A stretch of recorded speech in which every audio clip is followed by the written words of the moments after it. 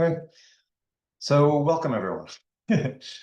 So to the 10th meeting of ISCET. Um, for those of you who missed the last meeting, I'm just gonna give a quick overview of what was covered last time. So today, actually, the agenda for today, we're going to be talking about determining the structures of the general structure of standards that we're going to aim to create. In other words, how exactly should we organize the standards that we're creating? But we also have to decide how we want to prioritize those standards and guidelines. Both of those topics were discussed in the previous meetings, and we're sort of going to continue that discussion and hopefully come to a consensus among our group and then each of the other groups on what direction we're going there. We're also going to start the recruitment process for subcommittees and talk about the integration of eye tracking into routine clinical practice, and then any other business anyone might have. So just to start off with, to give a big picture overview for where we're at from last time, we now have conducted the survey where we're asking everyone who participated, what standards do we actually need? What do they want ISCET to actually produce? So what do we want to focus on? What are their interests? What do they think is lacking in eye tracking in terms of clinical practice and so on? And the general feel of the results has been that pretty much what we've been kind of asserting as probably the things that need to be done are pretty accurate. So everyone seems to agree that, like, yes, we don't have the standardization that we would need. We don't have the guidelines in place that would be helpful to have, and that it would be helpful to do those things and head in the direction that we were already basically planning to head. So that was very validating, and also now we have a lot more details about the specific interests of different parties.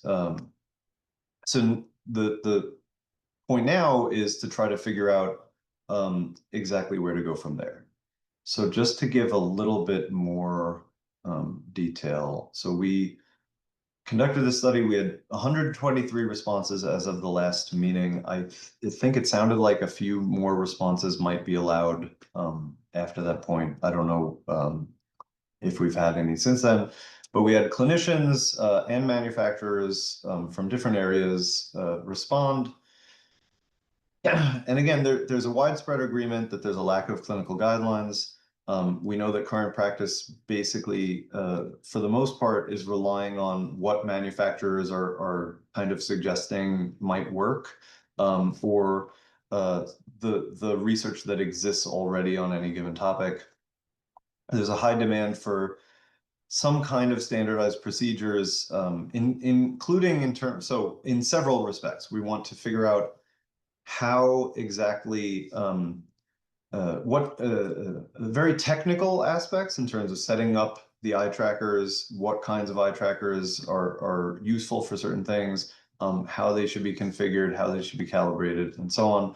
But also processes for how to interpret the data that you get out of that. And so there are three general themes of needs. There's this technical need for standardization in the setup and calibration of the eye tracking, in how you're doing the analyses, what normative data exists, which the general conclusion there has been that normative data will be a while in the creating. The second theme has been analytical in terms of, like, how should the data be interpreted in practice, as well as in specific cases. So if there are atypical eye movements, how do you interpret the eye movement data? Because, for example, some trackers don't handle that correctly. Matt, did you have something you want to add, or?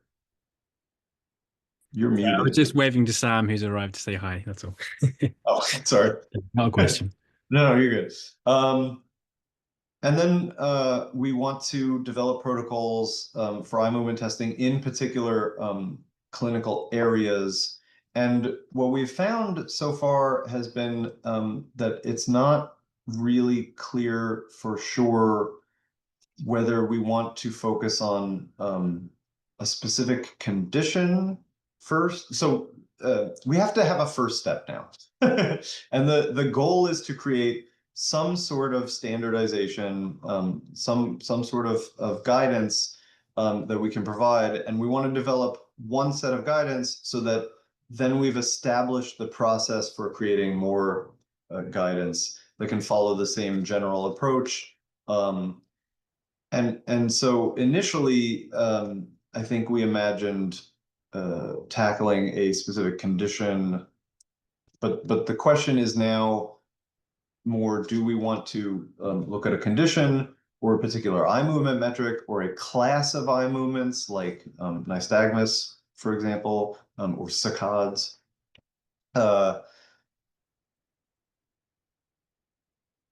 Matt, did I get pretty accurately cover the basis there? I think Yeah, I largely. agree, and that was something that came out of the last meeting. We'd kind of been assuming, okay, there'll be a subcommittee that works on things like Parkinson's, Huntington's, and then there'll be an nystagmus subcommittee, and then from this survey, actually, the question came up, maybe they should be structured based on, you'd have a standard for saccades and pursuit and so on, and so that's where I'm pretty agnostic on which way round is the best way to do it. What I do know is at this stage, in order for us to write the first standard, whichever one that would be. And as you said, the procedure for doing that is that we can, by doing one, we can check the process works, and then we can do all the others subsequently. But in order to do one, we kind of need to know the context of what is the full library of standards that we will be writing, so we can know how to slot that in. Is there going to be an overall sort of the master document of how to conduct eye tracking generally, and then there'll be you know ones that sit beneath that. So establishing the hierarchy and the organization of those standards, we just need to know what they will be and how they fit with each other before we can then zone in on one of them to begin with. So that's the big challenge now. And I know that one suggestion that was kicked around based on what ISCEV has done in another was that maybe we would have some standards for the minimum setup that is useful in a clinical context. So to make sure that the recordings are valid, right? And then a separate set of guidelines for specific conditions and use cases. How do people feel about that? Because that's basically where we're at now, is as a group, we kind of have to talk this out and figure out, as Matt said, what kind of hierarchy we're looking to create so that we can pick something and just get started. I feel the analogies, because so far we've been working with ISEV because they've been provided a similar kind of case to what we've been doing. The ISEV, by the way, is International Society of Clinical Electrophysiology of Vision, and Ruth Hamilton, their president, has been very helpful in getting this whole venture set up. But the difference with them is that they have a few different techniques. So there's VEPs and ERGs and so on, and they have a different standard for each technique. Now we all have, okay, effectively one technique. There are variants on that, depending on how you do eye tracking, but really it's all, gaze angle is what's being measured, and various things derived from that. So we will have a slightly different structure to how they do things. So I think that context is relevant just to mention. Right. That's fair. Amanda, you had your hand up. Yep. Yeah. So one of the thoughts I've had just listening to this is thinking about the sorts of conditions, and they might need more than one of the different groups. So if you were looking in, say, Parkinson's, you might want smooth pursuits and saccades. And so I would caution against going, what's the word? Do these all condition specific?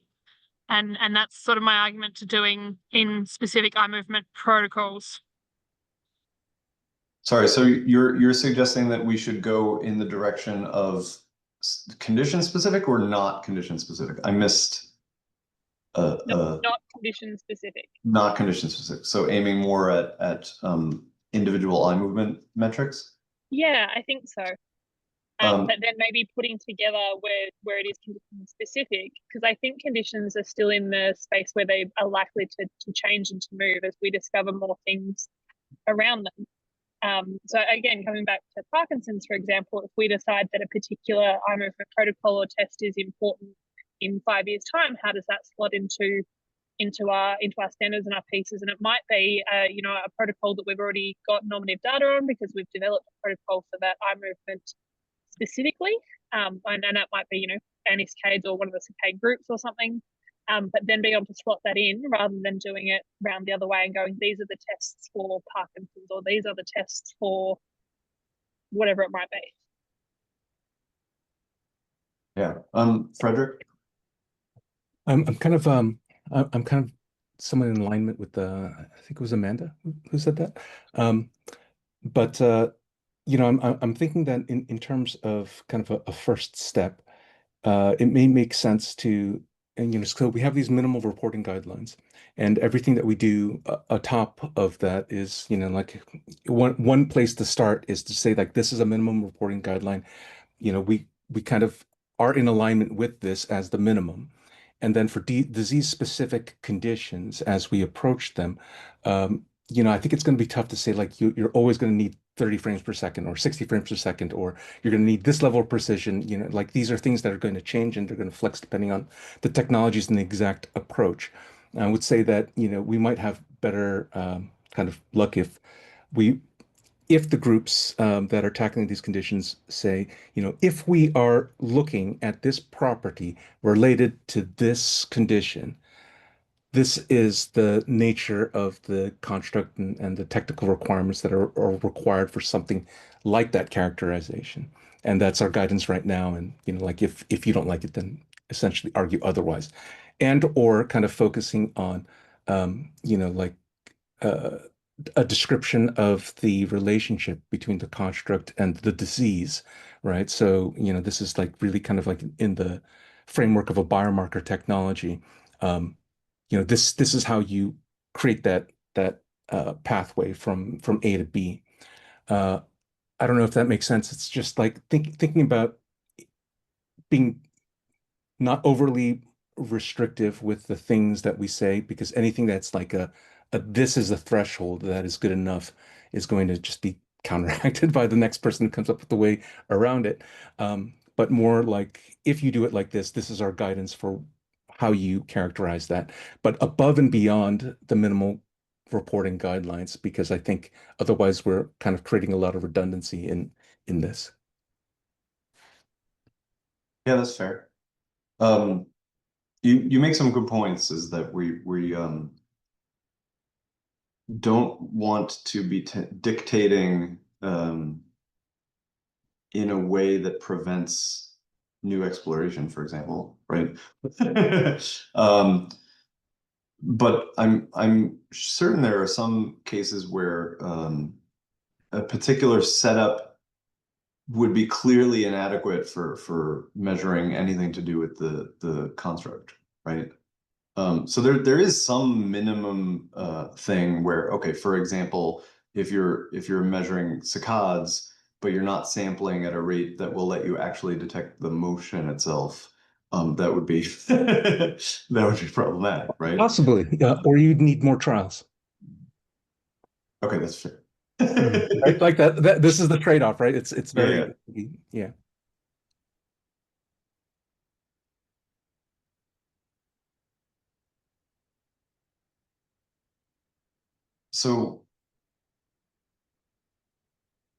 So far, it sounds more like we're heading in the direction of focusing on an eye movement metric or a class of eye movements. So again, this sort of so we don't have to make the final decision here, right? That's not where we're aiming, because we want to also have consensus across the other groups. But we don't want to just be spinning our wheels. So we have this general sense that like everyone agrees we need guidelines.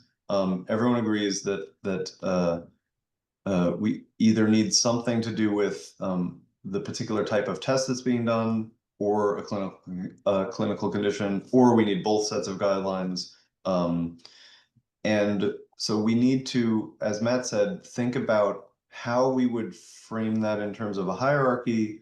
But I think maybe more importantly, we have to pick a place to suggest to start. And if we're thinking about eye movement patterns as the place to start, the survey pointed to nystagmus as an area that has a lot of interest. I don't know how much of that is driven by our group has a lot of nystagmus experts in it, and maybe it's possible there was some selection bias in the survey as a result of people responding because they know the people in the group, for example. But that being said, knowing that we have as a collective more expertise in that one area, that may be a meaningful, I think that may be a meaningful way to aim. Matt. I just want to actually, with nystagmus, it kind of circumvents the issue of whether we start with a class of eye movement or a diagnosis, because nystagmus is a class of eye movement. Right. So we can kind of kick that ball into the long grass. Although if we are going to think about, you know, the structure of all the different standards first, then we'll need to address that problem somewhat. I'm just thinking though, you have to put yourself in. This is about clinical guidelines, right? This is not about research. People can do what they want in research. If you're a clinician, you're going to be reaching for a standard based on the condition that you are monitoring, diagnosing, etc. Or at least, so I feel like that's the way that clinicians are going to probably access this. That doesn't mean to say that that there shouldn't be, like, the main standards could be written in terms of one for saccades, one for pursuit, and so on, and then you have guidance for, okay, you've got a Huntington's patient, so you're going to want to run this part of the. So there'll be a bit of both, but I feel like clinicians will probably come to it with the condition they were interested in, and then they might have to refer to the standard. So the answer is kind of both there. But I agree with you. You're right that nystagmus may well be some selection bias. We tried our best. We went to over 100 different groups to publicize the survey, but it still may have ended up being, there's a lot of nystagmus interest. But I agree, it would be an easy one to begin with on the basis that there's plenty of expertise. Well, plus, again, we've established there's a lot of interest in it and there's expertise in that area, which is not me, by the way. I'm Frederick, you had something again? Yeah, is it possible to do one of both within the field of like the class of nystagmus? I mean, it just seems like if looking for a place to start, is there like a condition that we could kind of some type of atypical nystagmus that we would want to provide guidance on detecting, and then at the same time, like these are the characteristics that need to be captured.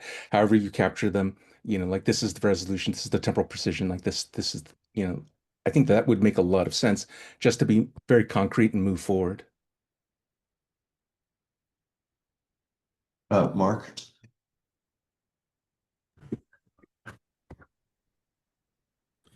Hi. So sorry if there's noise around me. This is the last exhibit day at Arvo. And so I wanted to bring maybe a perspective from a manufacturer standpoint. So I've been looking at eye tracking to make an improvement on multifocal ERG. So multifocal ERG with eye tracking, which I think doesn't exist right now. But of course, we look at things in the microperimetry where it does exist. And so when we're starting to look at this, we're basically looking at what other people have done and trying to understand how they're doing it. So it's really more from a perspective of how do you make better measurements, for the clinic? How do you improve on our instruments? So it's more it's a different perspective. And when I start with that, I start with, okay, what's the algorithm?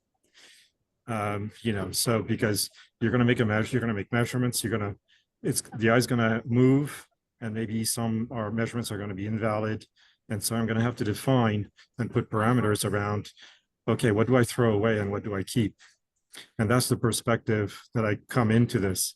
And so then once you start putting those kinds of thresholds, it'd be nice to have a standard so everybody agrees to, well, beyond this speed of movement of the eye, number of degrees per second or whatever, however you want to measure it, we just throw that out. And how do you measure that? You measure before and after. I mean, you have to kind of come up with an algorithm, and that could be what I'm getting at is that could be maybe a first step. If you start with an algorithm, you start to see where all the problems are, and from there you kind of derive, okay, well, we need to define this and we need to define that, these thresholds. That's all I want to say. So are you suggesting that we sort of frame things around an example algorithm, or just that we think it through in that? Oh, okay. Yeah. So you come up with a generic algorithm. This is eye tracking in an instrument. I mean, it could be visual electrophysiology, but it could be also psychophysical, like, perimetry, microperimetry, or anything else. And okay, so you want to track, you want to make sure that if you're going around the periphery of the retina, that you're actually always hitting the same place, because the eye is moving around. Well, Right. How do you do that? And so you have to start with an algorithm, just a generic algorithm, and then decide how, how it's going to work. Some things you won't be able to keep because the eye moved quickly, so it's just not usable. It's the same with any kind of imaging that you want to do, even if it's OCT or anything like that, that if you want to keep tracking the eye, you're going to have the same kind of issue. Yeah. I'm curious. So from the manufacturer's standpoint, that makes a lot of sense, because I'm guessing a lot of that would then influence design decisions, for example, right? Like if you're creating it, yeah. I don't. And you don't want to spend time designing something, and then all of a sudden you get out there, and the clinician will say, "Well, is that going to be I mean, how do I get normative data?" I mean, we like what ISCET did. Obviously, that's very helpful, and so we want to be able to get out there with a product that everybody will recognize as well. This is how everybody does it. Frederick? I like the specificity of that approach, just like it's very concrete. I would say that as we would go through these kind of case examples, the template for clinical guidance would reveal itself, and I think that that's the valuable contribution that this group would provide, right? So like as we go through and we tackle a specific maybe condition or sets of condition, we would say things like, okay, the structure is list all the places, like basically summarize the algorithm, describe the requirements within this algorithm. These are the conditions that you need to know about that invalidate the condition. And then we basically provide a guidance of the guidance. That would be one of the, I think, key contributions of this group. And that's going to really just become much more apparent as we work through a case example.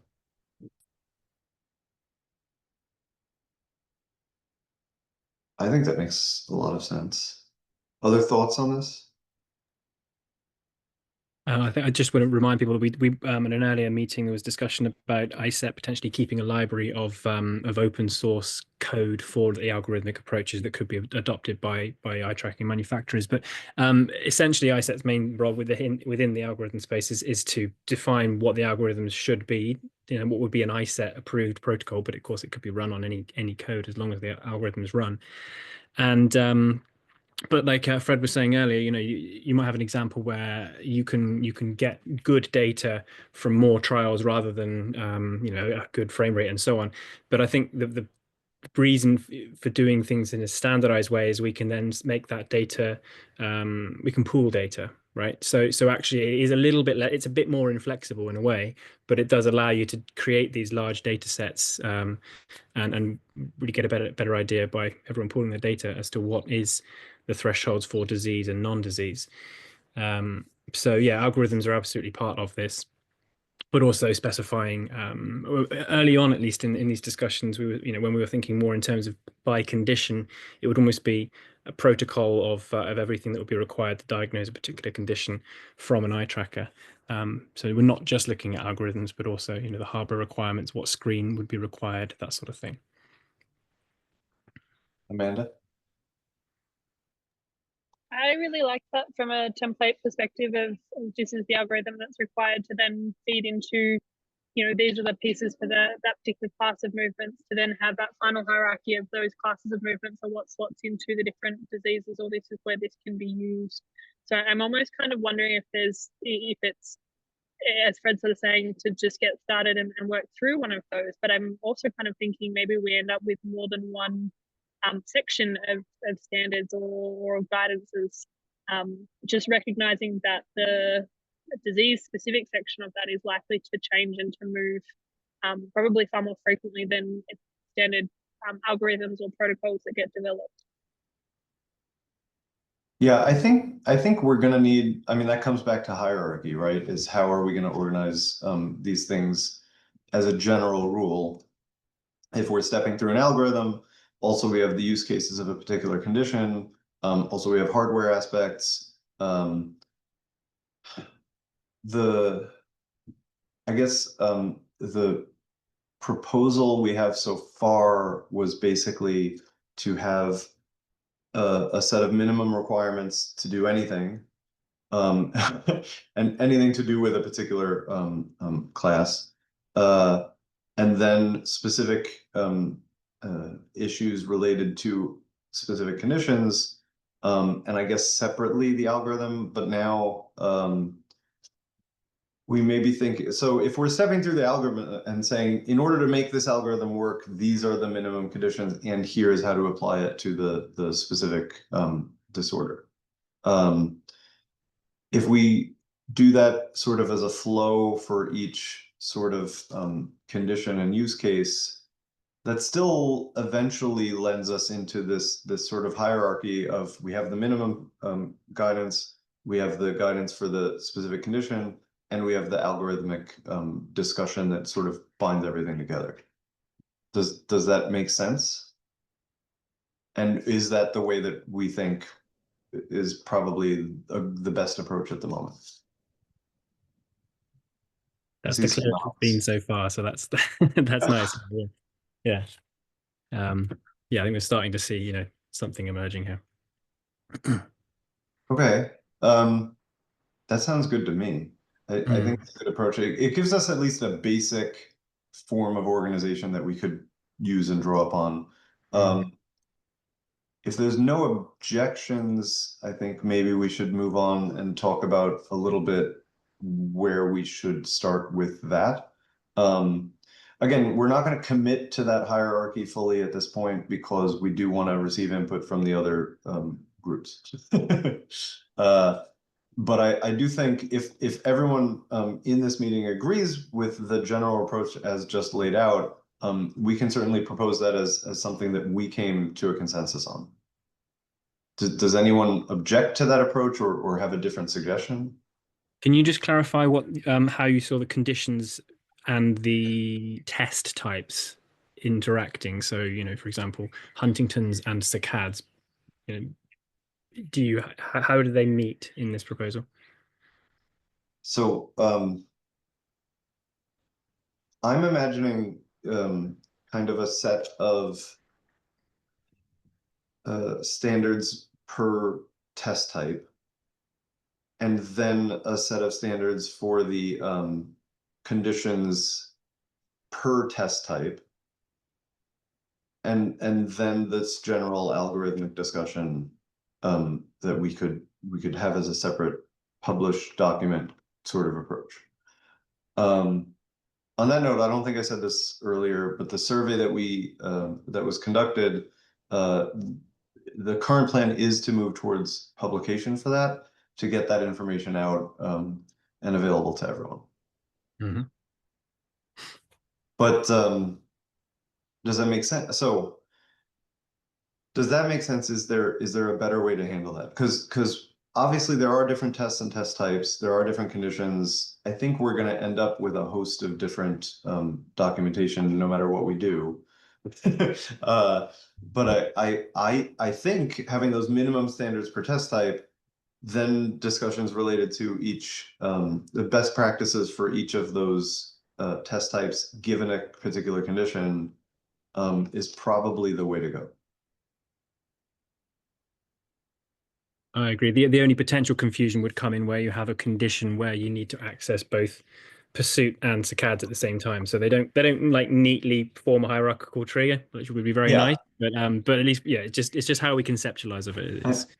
I don't know that there's any way to avoid having some kind of weird non-linearities in the organizational structure here. Because what I imagine would be is that the way I'm personally kind of visualizing this is that if you went and tried to look at the guidance for saccades in Parkinson's or whatever, that part of that guidance would be like, hey, you should also look at this and this and this test type, right? And then they can be sort of clustered around that.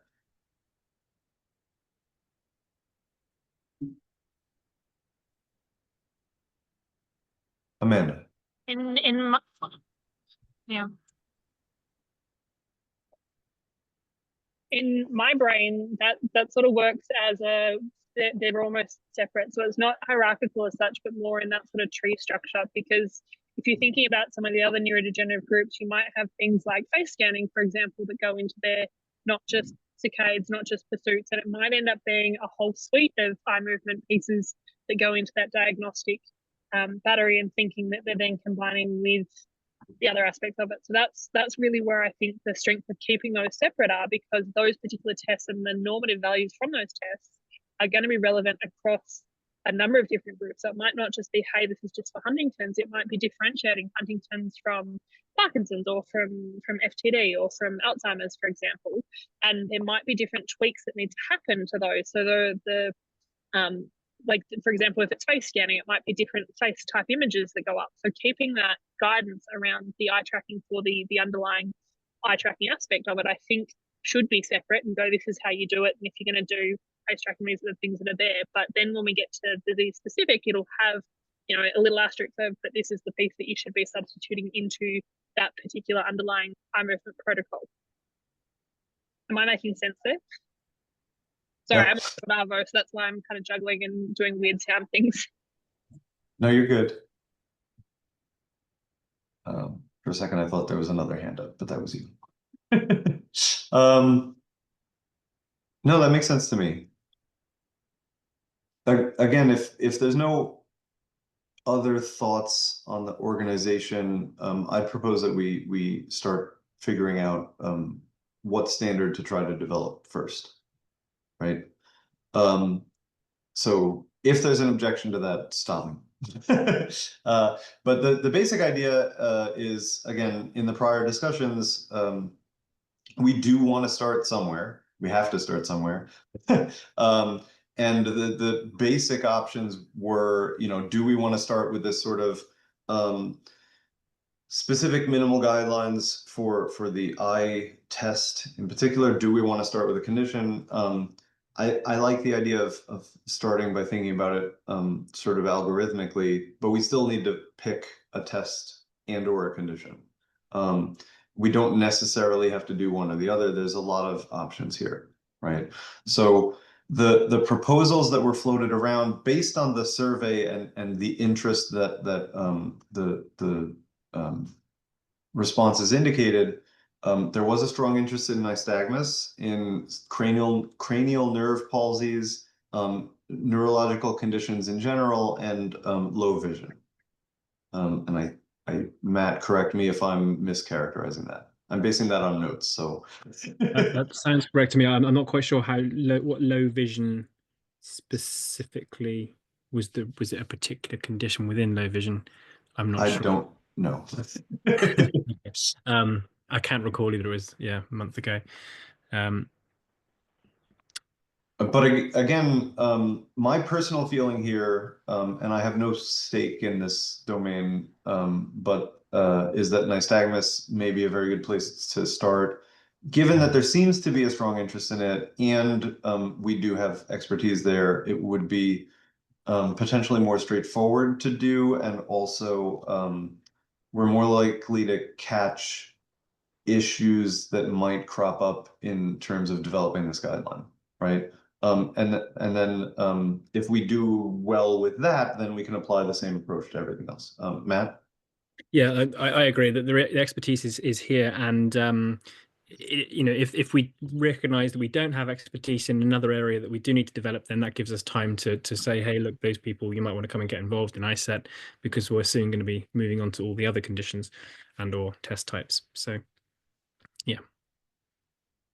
Any other thoughts on anyone else have thoughts on where we might want to start? I'd just add a thumbs up for nystagmus. Like Matt says, it's a class of eye movements in its own right.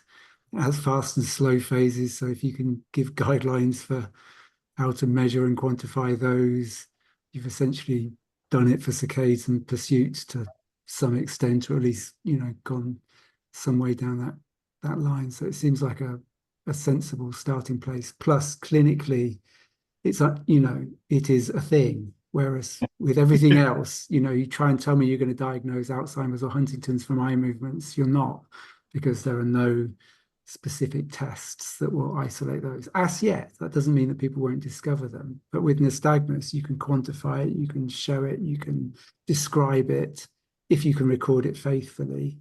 And that seems to be something that it would be worth developing guidelines on. Fred? I think it starts with a champion. Is there someone who can like kind of lead up the characterization of this? Do we envision this as like a work group within ISCET? I think we're envisioning this as one or more subcommittees. So what was proposed in the last meeting was that we create a subcommittee responsible for developing the first standard. And at the time, the debate was, do we want to start with these minimal guidelines for eye tracking tests in general, or a test in general, or do we want to start with a clinical condition, or do we want two separate subcommittees so that they can kind of advance in both directions at the same time? And that was kind of where it got left off, I think, is there wasn't a decision about whether we want to approach one or two things, but that we should be recruiting someone to take a role as a subcommittee. Mark? I like the idea of two parallel paths because one depends on the other. Now, when I start with the algorithm, actually, I can't really start with the algorithm. I have to start with, well, what are all the conditions that I need to worry about? And then I work on the algorithm, and then I try to accommodate all the conditions. You know, there are saccades, there's glissades, there's all these different types.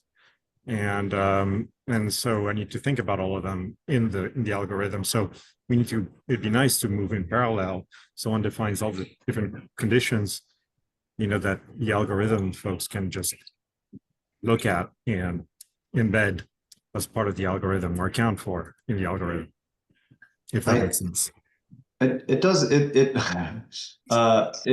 seems to me that if we take that approach and we have two separate subcommittees trying to do these two things in parallel, that they would need to be in very close communication, right? Because we're talking about basically the same. Yes. Two sides of the same coin. It's just trying to yeah. So I don't know if we want to ensure that one or two people are, oh, we got a bunch of comments here. Amanda. I'm kind of thinking it's one subcommittee, but with different expertise and different roles within that committee. Say it again, I'm sorry.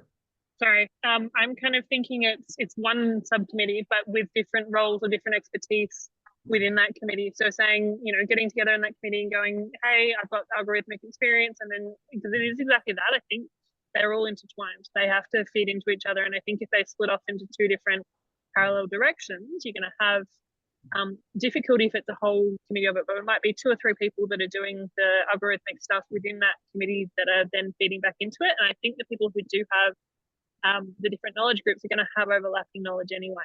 So that's how my brain kind of thinks of it, is one group that kind of works together, but that might be a little bit larger and have those different pieces within it. Okay. Matt? Yeah, I think actually I was going to say more or less the same thing, but I think for this first one, yes, we might want to in parallel produce the two, you know, the more overarching sort of, you know, standard for algorithmically how you just process an iTrace and nystagmus at the same time, but everyone could be involved in that. Whether that would be done, I mean, even if it was as a subcommittee, that doesn't mean that other people couldn't be present. Well, the reason for kind of saying we would do one first is we just need to work out the potential challenges in how we agree on where things land. I mean, what we've established is that there's lots of different clinical groups who are doing things appropriately, but they're all doing it slightly differently. And so when it comes to actually deciding, you know, are we going to have 5-degree steps or 7-degree steps? Some people might really want, well, I've been doing 5 degrees for years and I want to stick with it. So we don't know how those challenges, or if indeed they will arise, and how they would be dealt with, which is why we said we would do one before all the others. But I do take the point that actually, yeah, the first one, it's like the chicken and egg thing. You do kind of need the general principles in place as well. So what I was questioning is whether we should do this as part of the main meetings, because it's the process of creating a standard is so fundamental. Maybe for the next few meetings, it should be something which everyone can feed into.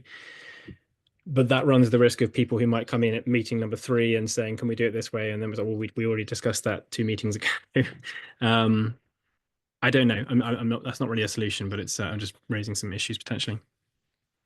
I think it's probably worth at least talking through at the main meetings.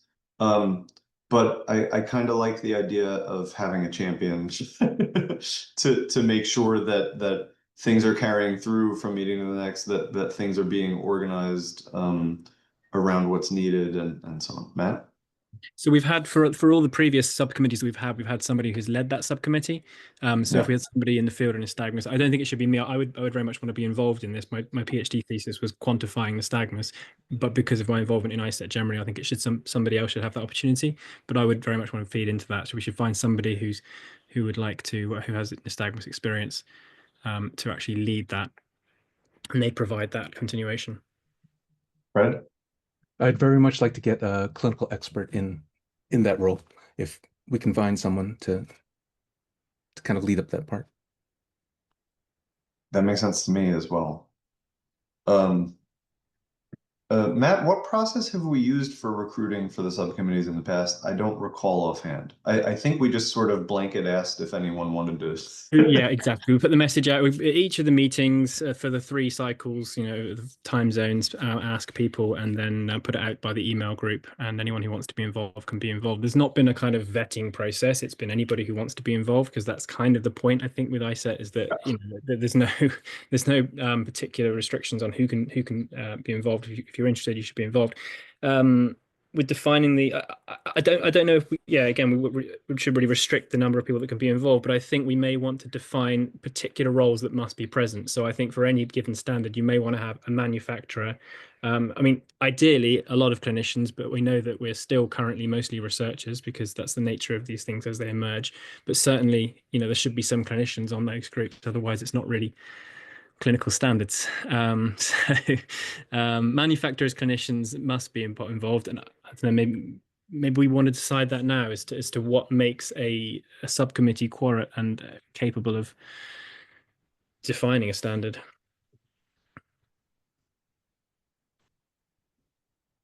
I have no good thoughts on that personally. Honestly, in my opinion, I just think that you need a clinical expert.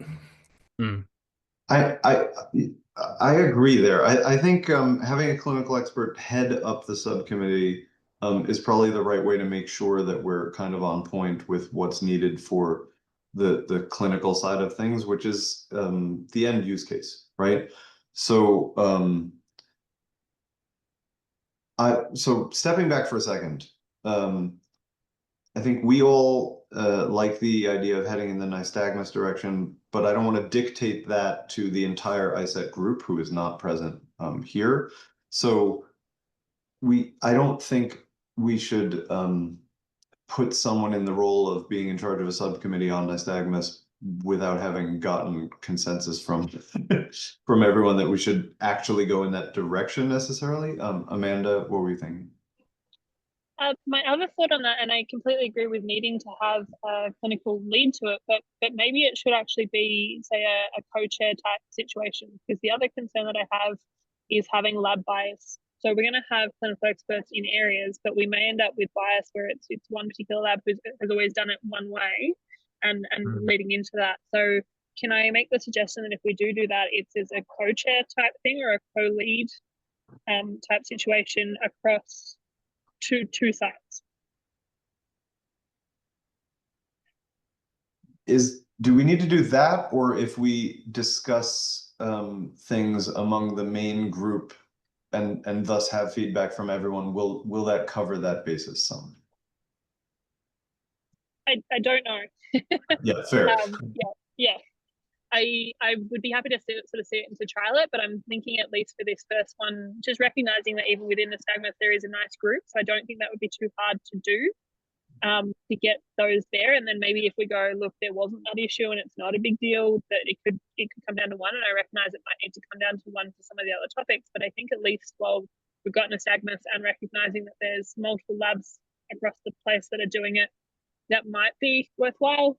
Also recognizing that getting it across the 3 different time zones, I'm on this call today because I'm in the States for Pavo, but it is really difficult to then have that. And I think it does slow the process having to do it across 3 meetings to then go, okay, this is where we're happy to take it. So that's where I'm kind of wondering, could we preempt some of that and then report at the meetings rather than discuss? That's fair. Matt, you had something? I was just going to point out that the decision-making process for ISCET has always been based on majority in the meeting. So I would see the role of the chair is more about liaising with the wider group and not about dictating anything. And we would hope that the subcommittees have the same kind of everybody present at the meeting has equal say in what actually goes forward. I'm not disagreeing entirely. I just wonder whether, if we have co-chairs, sometimes the responsibility kind of falls to neither. So if you have one person who knows that they're the one that's reporting back, they kind of got their head in terms of, remembering where we're up to and so on. Do we have a chair That's fair. and then have a clinical position? So thinking about the structure of the subcommittee, do we make it that there is at least like one other clinical person? So they've got that equal voting right, but not necessarily the directive to drive this. Sure. I mean, optimistically, we would have a number of people representing various different interests in the groups. So that's fair that we should probably at least consider ensuring that multiple approaches are represented in the group itself. Matt? Could we define that as, you need to have at least 2 or maybe even 3 different groups from at least 2 different countries? Something like that, just to make sure that there's a diversity of methods of doing things. And actually, while I remember as well, in addition to a manufacturer and a clinician, I think we also should have somebody with that data quality expertise, because there are some people who really understand data quality on this committee, and I think it would be good to have one of those present at every committee, every subcommittee. Yeah. That sounds good to me.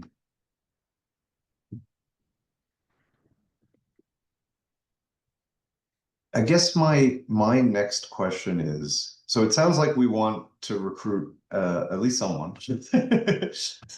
As a first step, we need someone to sort of chair up this subcommittee. Have we landed on we're gonna go with probably one chair, or are we still thinking about co-chairs? Because the way to approach co-chairs might be either ensuring we had those 2 different perspectives, or doing that and sort of taking this different stance of one person could focus a little bit more on the test side of things and one person a little bit more on the condition side of things. Fred?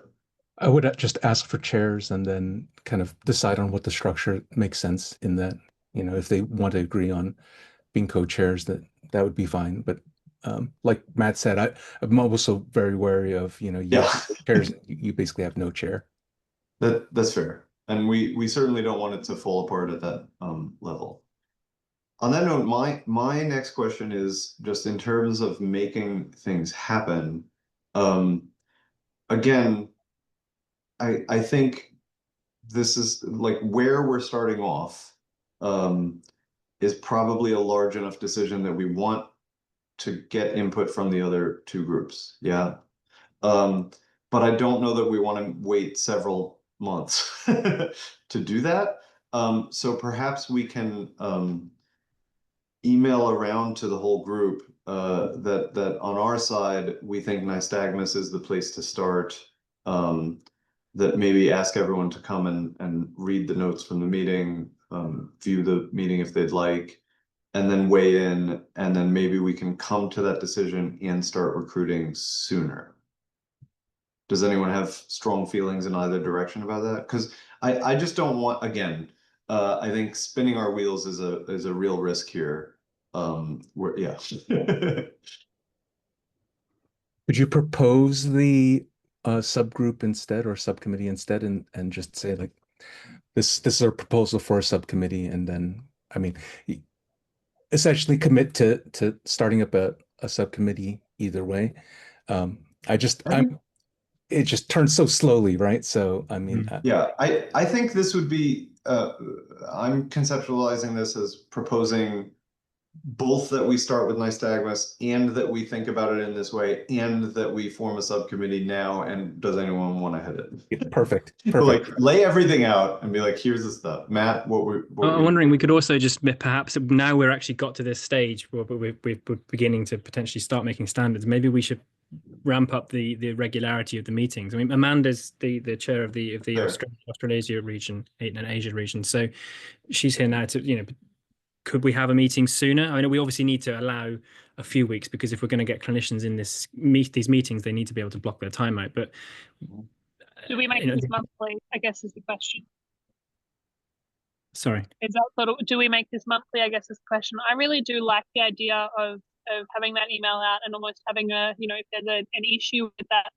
So I think email it out, but give people that month to raise an issue with it and then just put it through at the next meeting. I don't think it has to go through all three. Because I think between the three different time zones, if you've got a strong objection, you can probably make it to one of the two meetings. So if that's only a month apart, then we're not spinning the wheels for what has been months on it. I'm happy to organise the next one for in a month's time if that sort of suits people, if that's what we're thinking. I think so. I'll also just point out that there is a forum on the website, and actually one of the I launched a topic just after the last meeting about which one to start first. We had one response from Larry Abel who pointed to nystagmus as well, obviously, because it's his interest. But I, the forum is there. I don't think it reaches everybody, and obviously the email list does reach everybody, and everybody can post to the email list. Just want to remind you that if you can post a message to that, and everyone will get it. So that may be, despite the forum now being set up, it might still be the best way to have those discussions. So there's a danger of clogging inboxes, perhaps, but I guess if people don't like it, they can unsubscribe. But so far, that hasn't been happening. One email once a month to summarize it, I think, kind of makes sense. So I do really like that idea of Robert sending that out and just laying it out and going, this is what we're proposing, and we'll vote on it, I guess, at the next meeting, or we'll say, has anybody got any objections to that at the next meeting? And then move it forward from there. So that way there's a really clearly defined timeline, but it's also giving people time to think about it. Should we call for volunteers to chair the subcommittee as part of that? And then again, in that next meeting, it would be like, does anyone object to the entire plan, including this person's going to be in charge? Yeah, okay. Like that plan. I'd say chairs and membership. Get people to think about, who. Yes, good point. Yeah. Might as well recruit everything at once. Mm-hmm. Okay. Does anyone have any more thoughts or comments or concerns or questions about any of that? So I think we came to a solid decision, which is great. If there's nothing else to talk about there, Matt, I think you had something you wanted to talk about in terms of integration of eye tracking into routine clinical practice. Yes, but I see the time, so we're nearly at the end of the meeting, and that was something I was going to do in the last meeting. We ran out of time because we were discussing this. I will just summarize what I wanted to bring up, but it can be rolled forward to the next meeting as well. it stems from a grant application that I put in, which was rejected. But it was looking at how eye tracking can become more of a clinical discipline. I was looking at trying to do a reproducibility type study, so taking data from one clinic and moving to another and seeing how they compare. But some interesting points were raised by the reviewers about actually seeing eye tracking becoming more of a dominant thing. I'll share my slide. I don't think we've got time to talk about it, but I think it'd be just nice to. I've just sent a request to do screen sharing. So here we go. So these are the points that were raised. So I can't quite see them now because of all the Zoom stuff.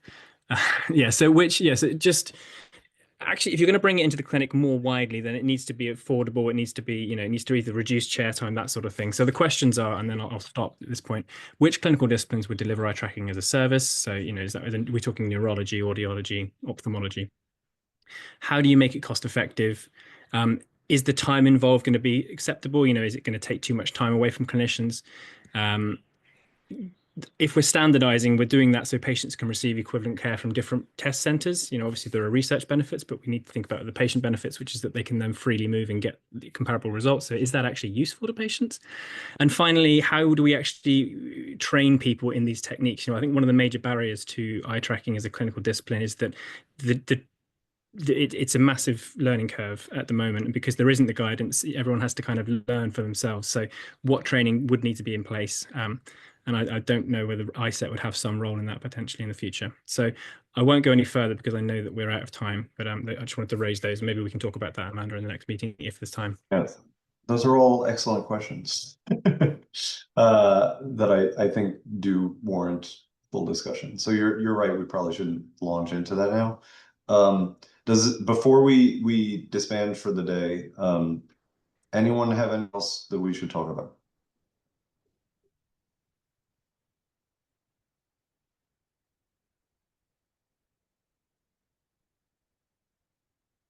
Okay. Thank you, everyone. Bye-bye. Have a good one, everybody.